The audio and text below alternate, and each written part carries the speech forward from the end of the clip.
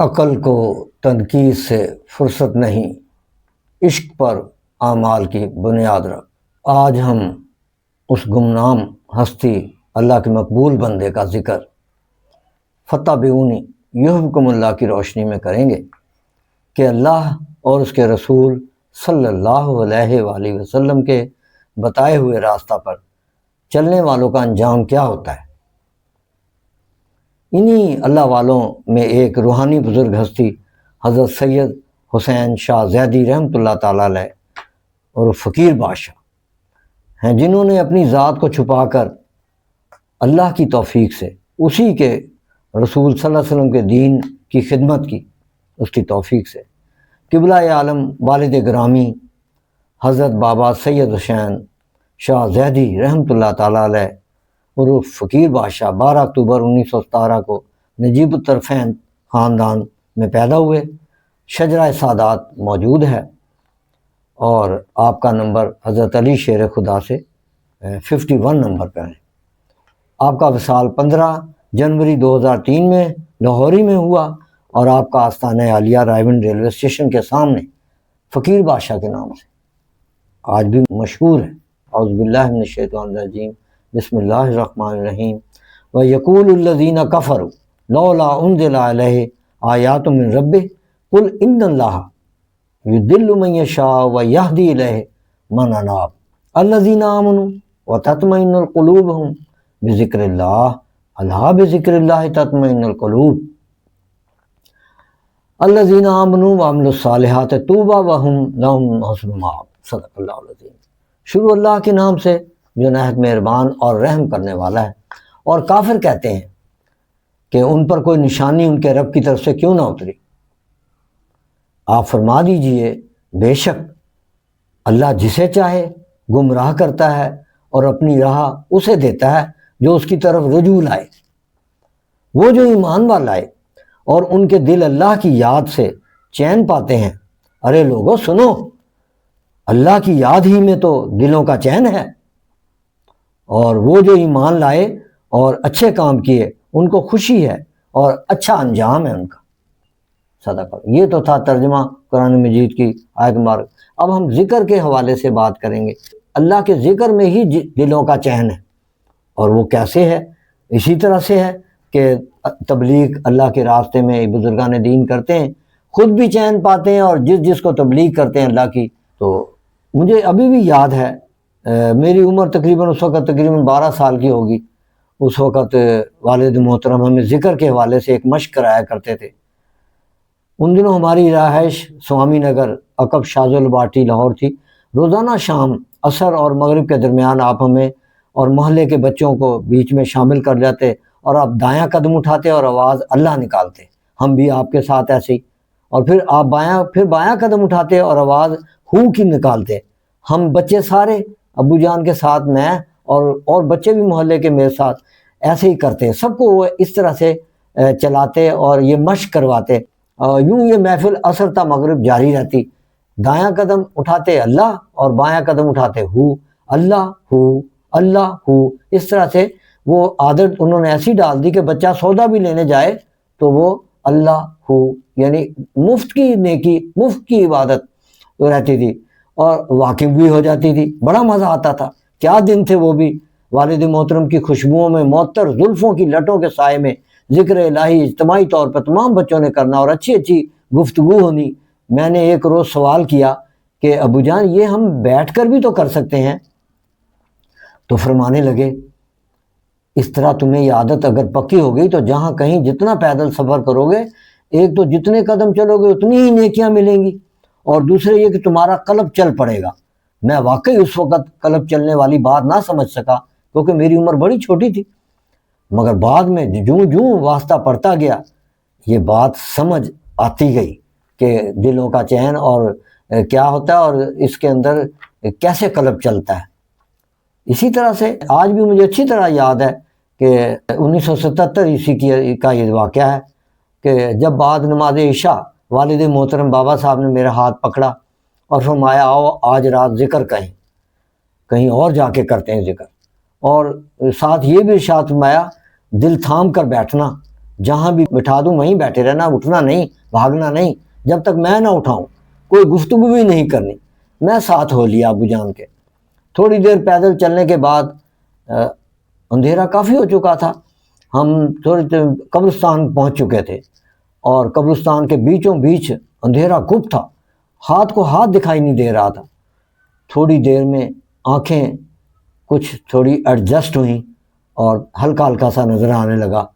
ابو جان نے، والد محترم نے ایک دائرہ لگایا، اس میں مجھے بٹھا دیا، پھر دوسرا دائرہ لگایا اور اس میں خود تشریف فرما ہوئے، اور آپ بابا صاحب نے پہلے کچھ آہستہ آہستہ پڑھا اور پھر اللہ کا ورد ذکر کرنے کے انداز شروع کر دیا۔ پہلے آہستہ آہستہ کرتے رہے، میں بھی ہدایت کے مطابق ساتھ ساتھ ان کے ذکر کرتا رہا، اللہ کا ذکر کرنے لگے، ساتھ ہی گھومنے، ایسے آہستہ آہستہ دیکھتے دیکھتے کیا دیکھتا ہوں، سفید سفید کبوتر سب طرف سے نکلنا شروع ہو گئے، اور وہ بھی اللہ کا ذکر کرنے لگے، ساتھ ہی ساتھ گھومنے بھی لگے، اللہ اللہ، اور یہ تعداد بڑھنے لگی۔ ہمارے ارد گرد ایسا جدھر بھی نظر اٹھاتے تھے کبوتر ہی کبوتر، سفید سفید کبوتر، اور وہ ذکر کر رہے تھے ہماری طرح۔ کیا سما تھا، قبرستان اللہ کے ذکر سے گونج اٹھا۔ فضا ایک عجیب سی خوشبو سے معطر تھی۔ میں پہلے تو بڑا ڈر محسوس کر رہا تھا، لیکن بعد میں ایسا لگنے لگا، جب ذکر میں ہم مدہوش ہو گئے تو جیسے ہم سب ایک ہی گھرانے کے لوگ ہیں، وہ کبوتر فیملیاں اور ہم بھی مل کر اللہ تعالیٰ کی یاد کر رہے ہیں۔ یوں یہ سلسلہ فجر تک جاری رہا۔ جو ہی فجر کی اذان ہوئی، والد گرامی نے ذکر بند کر دیا اور آہستہ آہستہ آواز آہستہ ہوتی چلی گئی اور دعا فرمانے لگے۔ بعد دعا جو میں نے دائیں بائیں دیکھا تو کبوتر غائب ہو چکے تھے۔ ابو جان اٹھے، مجھے بازو سے پکڑا اور اٹھایا، اور ہم واپس گھر کو چل دیے۔ میں نے راستے میں ڈرتے ڈرتے سوار کر ڈالا، ابو جان یہ سفید کبوتر کہاں سے آئے تھے، یہ سب کچھ کیا ہے؟ آپ نے ارشاد فرمایا، بیٹا یہ نیک روحیں اہل حق کی تھیں اور ذکر کرنے آئی تھیں، اور بس زیادہ جستجو نہ کرنا، اور میرے ساتھ جو واقعات دیکھو رازداری میں رکھنا، یہ امانت ہیں۔ میرے وصال کے بعد بے شک بات کر سکتے ہو کس سے، میری زندگی میں نہیں بیٹھے۔ یہ اس طرح سے انہوں نے نا، ابو جان نے میری بات نا پوری بھی کر دی، جواب بھی دے دیا۔ اکثر یہ ارشاد فرماتے ہیں عمل سے زندگی بنتی ہے، جنت بھی جہنم بھی۔ یہ خاکی اپنی فطرت میں نہ نوری ہے نہ ناری۔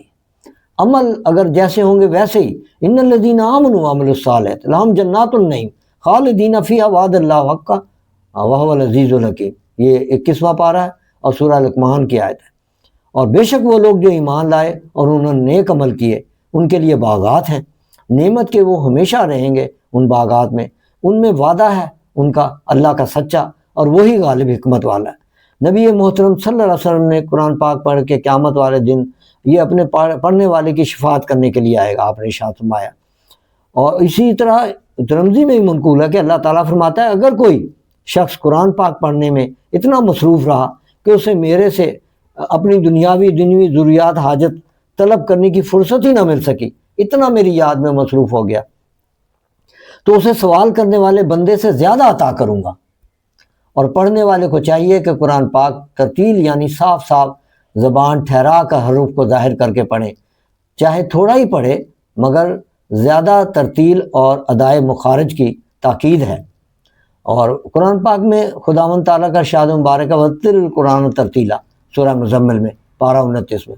اے حبیب مطلب صلی اللہ علیہ وسلم، قرآن خوب ٹھہر ٹھہر کر پڑھو، اور اگر صاحب علم ہو تو اس کو معنی پر خیال کر کے جہاں عطیات اور نعمتوں کا ذکر آئے اس پر خوش ہو کر شکر کرے، اور جہاں وعید عذاب کا ہو وہاں خوف الہی اور اپنی بدعمالیوں پر مطلع ہو کر توبہ استغفار کرے، اور فرمان الہی کو عین ایمان اور سچا جانے۔ اگر معنی سمجھ پر قدرت نہیں رکھتا تو دل ہی دل میں یہ بات یقین کے ساتھ بٹھا لے کہ بے شک اللہ کلام الہی یہ وہی ہے اللہ کا کلام کہ جو ہمارے آقا نامدار صلی اللہ علیہ وسلم تاجدار مدینہ پر نازل کیا، اور ہماری نجات بھی اسی کو پڑھنے اور اس پر عمل کرنے سے ہی ہوگی۔ قرآن حکیم کی سورہ عنکبوت کی آیت نمبر 5 کے شروع میں اللہ تعالیٰ کا ارشاد مبارک ہے، اے محبوب پڑھو جو کتاب تمہاری طرف وحی کی گئی، اور نماز قائم رکھو، بے شک نماز منع کرتی ہے بے حیائی اور بری بات سے۔ اس طرح سے جگہ جگہ بہت مختلف یعنی اصلاح مشائخ طریقت کا اس سلسلے میں قاعدہ کچھ یوں رہا ہے کہ سب سے افضل ذکر کلمہ طیبہ ہے، یعنی لا الہ الا اللہ کا ورد جو ہے یہ سب سے افضل ذکر کہلاتا ہے۔ تمام بزرگان دین نے بھی یہی کہا، بخیال اس کے معنی کہ کیفیت نفی اور اثبات حاصل ہو، کہ وقت کہنے لا الہ الا اللہ کے اپنے آپ کو اپنے سوائی ذات پا کے سب کو معدوم کر سمجھے، اور جب الا اللہ کہے سب کو ساتھ کیفیت فنا کے اور اللہ کو ساتھ بقائے دوام کے موجود جانے۔ اور یہ طریقہ ذکر کا بعد مشق کے کاملین کو حاصل ہو جاتا ہے، یعنی آنکھ بند کر کے اور زبان تالو میں رکھے اور حیات اپنی کو دم آخیر سمجھے، اور اپنے دل میں ذکر کلمہ نفی اثبات کے مراد لا الہ الا اللہ کے وقت لا الہ الا اللہ کہنے کی اپنی ذات اور جو کچھ سوائے اللہ کے ہے اس کو معدوم جانے، اور وقت الا اللہ کے ذات بہرباری تعالیٰ کی طرف اشارہ، اور خیال کرے کہ فضیلت ذکر قرآن مجید سے بھی یہی ثابت ہے۔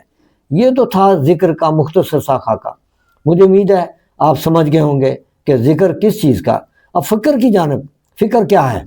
فکر بہت بزرگی رکھتا ہے، تمام کاموں پر اس واسطے طریقت میں فکر کرنا ایک گھڑی کا بہتر ہے 1000 برس کی عبادت سے، یعنی 1000 برس عبادت کرنے سے ایک لمحہ جیسے افلا تاکلون، افلا یتذکرون، اس طرح سے قرآن مجید خود دعوت دیتا ہے کہ مجھ پر غور کرو، مجھے پڑھو، اس کی گہرائی میں جاؤ۔ تو جو سوچنا ہے، فکر کرنا ہے، یہ روح کو کہ خلاصہ دل کا ہے، حق تعالیٰ کی طرف متوجہ کرنا، اتنا قرب الہی حاصل ہو جاتا چلا کہ پھر ایک وقت آئے اس کو سوائے حق کے کچھ نظر اور نہ آئے، یعنی اپنے تمام زندگی کے معاملات حضور کی اتباع کرے تاکہ خداوند تعالیٰ کا قرب حاصل ہو، پھر اسے ہر طرف حق تعالیٰ ہی نظر آئے گا۔ حدیث مبارکہ ہے کہ اللہ پاک و برتر اس شخص کو 10 چیزیں عنایت فرماتا ہے جو اس پر ہمیشگی سے عمل کرے، یعنی صبح کی نماز جو پڑھتا ہے بندہ، اس کے بعد پھر کسی سے کلام نہ کرے جب تک کہ سورج نہ نکلے، ایک ہی جگہ بیٹھا رہے وہاں اور اللہ کا ذکر کرتا رہے جب تک سورج نہ طلوع ہو جائے، فجر کی نماز پڑھنے کے بعد اسی جگہ بیٹھا رہے اور کسی سے کوئی کلام نہ کرے سوائے اللہ کے ذکر کے، اور وہ اسی جگہ اگر ذکر نہیں کر سکتا تو خاموش بیٹھا رہے۔ خاموش بیٹھنا اور اندرون میں ایک ہوتا ہے ذکر خفی، ایک ہوتا ہے ذکر جلی، تو دونوں ہی اللہ کی بارگاہ میں برابر کے مقبول ہیں۔ اگر وہ بیٹھا ہے اور خاموش ہے، اندرون میں ذکر کر رہا ہے، تو اللہ جل جلالہ اس کو 10 چیزیں عطا فرمائے گئے، یعنی مرنے سے پہلے پہلی چیز ہے توبہ کی توفیق ملے گی، یہ اس شخص سے اللہ کا، یعنی یہ حدیث مبارک ہے، مستند حدیث مبارک ہے کہ وہ مرنے سے پہلے اسے توبہ کی توفیق ملے گی۔ نمبر 2، اس کو رزق کبھی کم نہیں ہوگا، زندگی بھر اللہ اسے رزق دے گا، وعدہ ہے اللہ کا۔ نمبر 3، خدا مخلوق کی خدا جو ہے نا اسے دوست رکھے گی، ہر طرف اس کے چرچے ہوں گے، ہر کوئی اس کو اچھا جانے گا۔ اور نمبر 4، قبر کے اندھیرے سے نجات ملے گی، یعنی قبر میں اندھیرا نہیں ہوگا، اللہ تعالیٰ اس کے قبر میں اندھیرا نہیں کرے گا۔ اور اسی طرح 5واں ہے پل صراط سے آسانی سے گزرنا نصیب ہوگا۔ اور اسی طرح 6 ہے بعد مرنے کے قبر اس کی کشادہ نصیب ہوگی اسے۔ یہ صرف اتنی نعمت ملتی ہے صبح کی نماز پڑھ کے اور اسی جگہ بیٹھا رہے جب تک سورج نہ طلوع ہو جائے اللہ کی یاد میں، تو پھر اللہ تعالیٰ اسے یہ نعمتیں دیتا ہے۔ 7واں نمبر ہے قبر میں بدن سلامت رہے، یعنی کفن تک میلا نہیں ہوگا اس کا جس نے یہ کرا۔ یہ حدیث مبارک بیان کر رہا ہوں، غور کیجئے اس بات کے اوپر، توجہ کیجئے میں کیا بیان کر رہا ہوں۔ تمام ہی نعمتیں تو مل گئیں، سب سے بڑی نعمت دیکھیں کفن تک نہیں میلا ہوگا۔ اور نمبر 8 ہے نامہ مبارک قیامت والے دن داہنے ہاتھ میں عطا کیا جائے گا۔ اور 9واں ہے کہ قیامت والے دن اٹھنا نیکوں کے گروہ میں۔ 10واں ہے بہشت میں مقام نصیب ہوگا اسے، جنت میں اسے مقام نصیب ہوگا۔ صبح سویرے کی یہ نایاب ساعتیں ہر ایک کو حاصل نہیں ہوتی، یہ تو وہی لوگ حاصل کر پاتے ہیں جن پر رب العزت مہربان ہوگا۔ ظاہر ہے جس نے سیدھا راستہ اختیار کیا تو اللہ تعالیٰ اس کو اپنے فضل و کرم سے اپنے اور قریب آنے کا راستہ اور عطا فرماتے اور قریب کر دیتا ہے، اور پھر یہ سلسلہ ایسا چل نکلتا ہے کہ بندہ اپنے رب کی طرف ایک قدم بڑھاتا ہے تو رب تعالیٰ اس کی طرف 10 قدم بڑھاتا ہے، اور پھر اتنا آگے اور اتنا آگے اور اتنا قریب اور اتنا قریب رب اور بندہ ہو جاتے ہیں کہ اللہ تعالیٰ اپنے بندے کی زبان پر بولتا ہے، بندہ کے ہاتھ سے اپنے کرتا ہے، اس کے ہاتھ اس کی زبان بن جاتا ہے، اس کے پاؤں بن جاتا ہے، اس کے ہر ادا خدا بندے سے خود پوچھے بتا تیری رضا کیا ہے، یہ وہ مقام ملتا ہے اور وہ سجدہ ملتا ہے میں کہاں، وہی تو ہے سجدوں میں میرے، دل تو چاہتا ہے میرا سجدہ میں مر جانے کو۔ یہ ہے والد گرامی کے اشعار جو انہوں نے ارشاد فرمائے ہیں۔ اللہ کے نبی صلی اللہ علیہ وسلم وقتاً فوقتاً دنیا بھر کے قصبہ قصبہ پہنچتے رہے، لوگوں کو ان کی زبان میں تنبیہ فرماتے رہے، راہ ہدایت دکھاتے رہے رسول کریم صلی اللہ علیہ وسلم۔ لوگ بھول جانے والے تھے، پھر شرک اور پھر کفر میں مبتلا ہو جاتے اور لازماً تباہی کے گڑھے میں ڈوب جاتے۔ حضرت ابراہیم علیہ السلام تشریف لائے، انہوں نے بھی اللہ کے ایک لا شریک ہونے کی تعلیم دی اور بت توڑ ڈالے، اور ان کے پوتے حضرت یعقوب علیہ السلام کے 12 بیٹے تھے، یہ سب بالآخر مصر چلے گئے، اور ان سے بنی اسرائیل کے 12 قبیلے پیدا ہوئے، جن کو حضرت یعقوب علیہ السلام کے بیٹے یہودا کے نام پر یہودی کہا جاتا ہے۔ حضرت موسیٰ علیہ السلام کی پیدائش مصر میں ہوئی، فرعون نے انہیں ان کے 12 قبیلوں سمیت مصر سے جلا وطن کر دیا۔ حضرت موسیٰ علیہ السلام پر توریت نازل ہوئی جو بنی اسرائیل کے لیے ہدایت اور روشنی تھی۔ عام لوگ توریت کو بھول گئے۔ حضرت داؤد علیہ السلام پر زبور نازل ہوئی، انہوں نے بھی خدائے واحد کی عبادت و عبودیت کا پیغام دیا۔ ہاں، یہود اپنے آپ کو بہترین امت سمجھتے تھے، ان کے سب سے بڑے بادشاہ حضرت داؤد علیہ السلام کے بیٹے حضرت سلیمان علیہ السلام تھے۔ حضرت سلیمان علیہ السلام نے ہیکل سلیمانی تعمیر کیا، یہ جو بیت المقدس ہے نا جہاں، یہ ہیکل سلیمانی تعمیر، یہ انہوں نے کیا تعمیر کیا؟ ان کے ساتھ جو جنات تھے، ہاں، جو ان کے ساتھ ساری دنیا کی مخلوق ان کے تابع اللہ نے کر دی تھی، تو انہوں نے تعمیر کیا، جس کو مسجد اقصیٰ کا نام بھی دیا جاتا ہے۔ بنی اسرائیل زبور کی تعلیم سے بھی غافل ہو گئے، انہوں نے یہ عقیدہ بھی اپنا لیا کہ حضرت عزیر علیہ السلام خدا کے بیٹے ہیں اور خدا کی شان رکھتے ہیں۔ انہوں نے انبیاء، مشائخ، علماء کو اپنا رب بنا لیا، پوجا پاٹ شروع کر دی، شرک شروع کر دیا۔ حضرت ابراہیم علیہ السلام کے پہلے فرزند حضرت اسماعیل علیہ السلام نے حجاز کو اپنا وطن بنایا، اور انہی کی اولاد سے اس دنیا میں حضرت محمد مصطفیٰ حبیب کبریا، شاہ الاولاق، فخر موجودات، امام الانبیاء، جناب شب معراج کے دولہ احمد مجتبیٰ محمد مصطفیٰ صلی اللہ علیہ وسلم 571 عیسوی میں جلوہ افروز ہوئے۔ اہل حق اور علم والوں کا یہ قافلہ حضور صلی اللہ علیہ وسلم کی امت میں یوں ہی رواں دواں رہا، اور اللہ تعالیٰ نے ہر خطہ اور ہر قصبہ اپنے اولیاء کرام بھیجے، یعنی نبوت کا سلسلہ تو مکمل ہو گیا، آقا صلی اللہ علیہ وسلم آخری نبی، اور پھر امت میں آقا صلی اللہ علیہ وسلم کی ولایت کا سلسلہ شروع ہو گیا، کیونکہ قیامت تک اللہ تعالیٰ نے اپنے پیارے حبیب صلی اللہ علیہ وسلم کا دین چلانا تھا، تو دین کو مزید ثابت رکھنا تھا، اس لیے اپنے اولیاء کرام بھیجے۔ پہلے وقتوں کی بات ہے، طالب علم اپنے استادوں کے پاس جا کر علم حاصل کرتے تھے، وہ ان کو مختلف علوم کے علاوہ تزکیہ نفس کی تعلیم دیتے تھے، بھوکا رکھتے، مشقت کرواتے، 6 ماہ کوٹھڑیوں میں بند رکھتے، عقل حلال اور صدق مقال کا سبق ان کو دیتے تھے، تاکید کرتے تھے کہ لوگوں سے دور رہیں۔ آج کل 3 قسم کے انسان پائے جاتے ہیں، ایک جو کہ بسبب جہالت کے ذاکر کو بیوقوف بناتے ہیں اور اس کے کلام کی تکذیب کرتے ہیں، ایک وہ ہیں جو اسلاف کے متعلق صرف باتیں کرتے ہیں اور تصوف کو اپنے اوپر وارد کر کے عجب نقشہ بناتے ہیں، اور پیروں اور فقیروں کے ہاں جا کر یہی شے تلاش کرنے میں لگے رہتے ہیں۔ یہ صرف کال کے لوگ ہیں، محنت کرنے سے گھبراتے ہیں۔ تیسرے نمبر پر وہ لوگ ہیں جو ایک عمل کرتے ہیں تو اپنی بے اثری کو نہیں بلکہ عمل کو بے اثر بتاتے ہیں، یعنی خود پکے مومن بنتے ہیں۔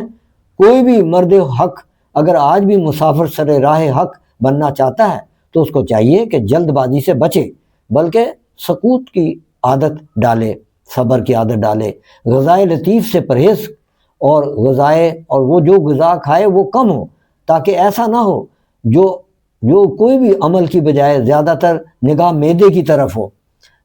یہ حواس خمسہ کا روزہ جو ہے اسی لیے رکھوایا جاتا ہے، پیٹ کا بھی روزہ ہوتا ہے، اور آنکھوں کا بھی روزہ ہوتا ہے، کان کا بھی روزہ ہوتا ہے، شرمگاہ کا بھی روزہ ہوتا ہے، ناک کا بھی روزہ ہے، حواس خمسہ کانوں کا بھی روزہ۔ یہ اسی لیے اس میں جو لوگ پاس ہو جاتے ہیں انہیں آگے راستہ مل جاتا ہے، اور یہی صبر سے کام کرنا پڑتا ہے، جلد بازی نہیں ہے۔ مالی دا کم پانی لانا تے پڑ مشکاں لاوے، تے مالک دا کم پھل پھول لانا لاوے یا نہ لاوے، کی محمد سے وفا تو نے تو ہم تیرے ہیں، یہ جہاں چیز ہے کیا سب لوح قلم تیرے۔ بات یہاں آ کے مکتی ہے کہ آپ نے ان سے وفا کیسے کی ہے، کس طرح سے کی ہے؟ صرف زبانی کلامی وفا کی ہے یہ عملی طور پر وفا کی ہے۔ عملی وفا یہ ہے کہ ان کی تعلیمات پر عمل کرنا اور صبر کرنا۔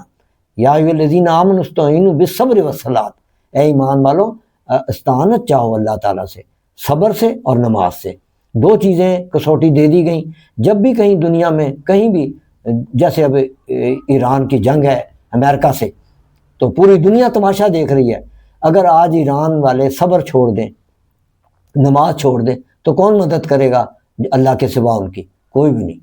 کفار کی مدد کا اللہ نے وعدہ نہیں کیا، اللہ نے مسلمانوں کی مدد کا وعدہ کیا ہے، اس شرط پہ کہ وہ صبر کریں اور نماز پڑھیں، میری یاد کریں اور صبر کریں، تو اللہ ان کے ساتھ ہے اور انشاءاللہ اللہ تعالیٰ کامیاب کرنے والا ہے۔ وآخر دعوانا الحمدللہ رب العالمین والصلاۃ والسلام علیک یا خاتم النبیین، صدق اللہ علیہ۔